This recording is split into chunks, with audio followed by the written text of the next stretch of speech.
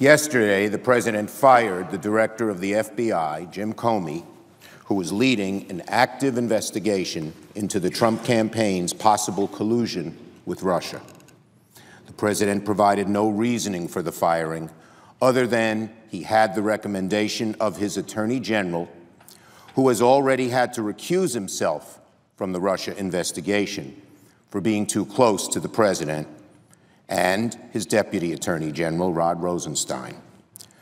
Mr. President, there is little reason to think that Mr. Rosenstein's letter is the true reason that President Trump fired Director Comey. Why? Because if the administration truly had objections to the way Director Comey handled the Clinton investigation, they would have had them the minute the President got into office. But he didn't fire Director Comey then. The question is, why did it happen last night? We know Director Comey was leading an investigation in whether the Trump campaign colluded with the Russians, a serious offense. Were those investigations getting too close to home for the President? The dismissal of Director Comey establishes a very troubling pattern. This administration has now removed several law enforcement officials in a position to conduct independent investigations of the President and his administration, from Acting Attorney General Sally Yates to Preet Bharara, and now Jim Comey.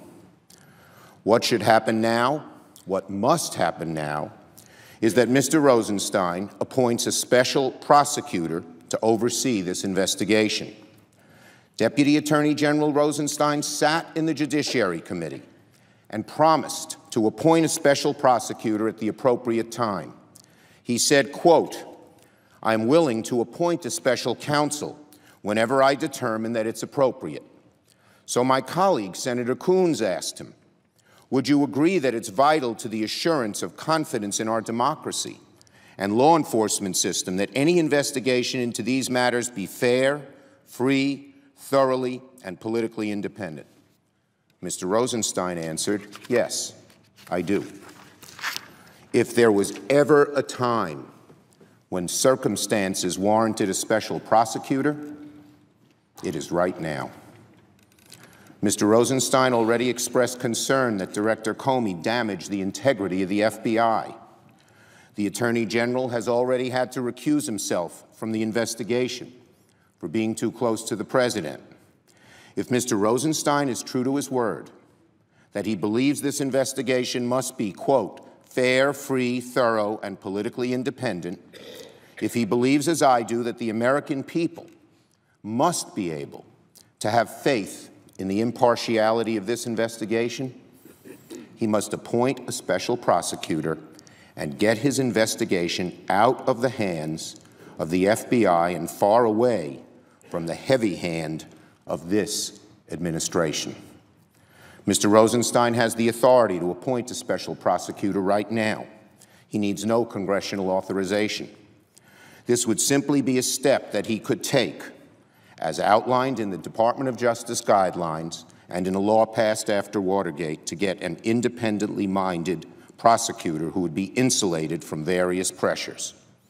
A special prosecutor is not subject to day-to-day supervision by the Attorney General or anyone else at the Justice Department. That means the special prosecutor would have much greater latitude in who he can subpoena, which questions they ask, how to conduct an investigation. The special prosecutor can only be removed for good cause, such as misconduct, not to quash the investigation.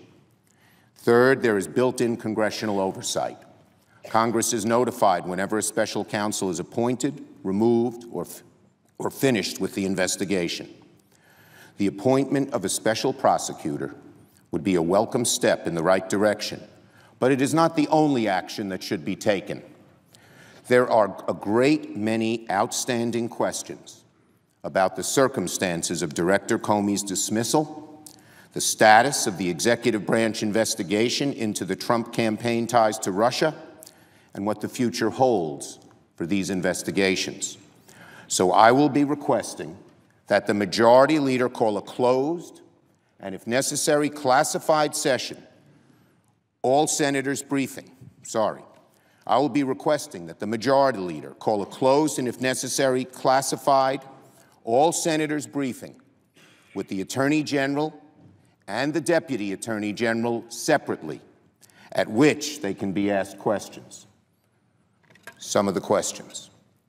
Why was Attorney General Sessions, who had recused himself from the Russia investigations, able to influence the firing of the man conducting the Russia investigation?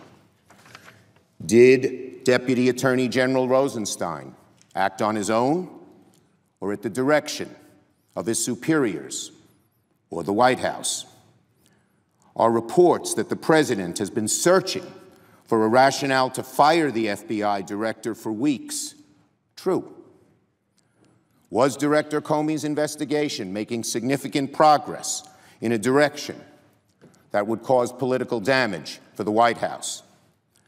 Why didn't the President wait for the Inspector General's investigation into Director Comey's handling of the Clinton email investigation to conclude before making his decision to fire him?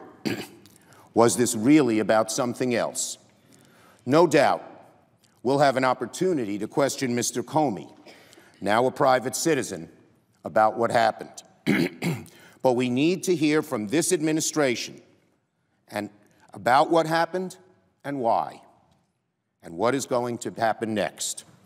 And that is why, again, I am requesting that the Majority Leader call a closed and, if necessary, classified all-sessions briefing with the Attorney General and the Deputy Attorney General separately, at which they can be asked these questions. I hope the Majority Leader agrees with me that we need to get to the bottom of this and get a handle on all the facts so that we can grapple with him. I remind him and my Republican friends that nothing less is at stake than the American people's faith in our criminal justice system and the integrity of the executive branch of our government. I yield the floor.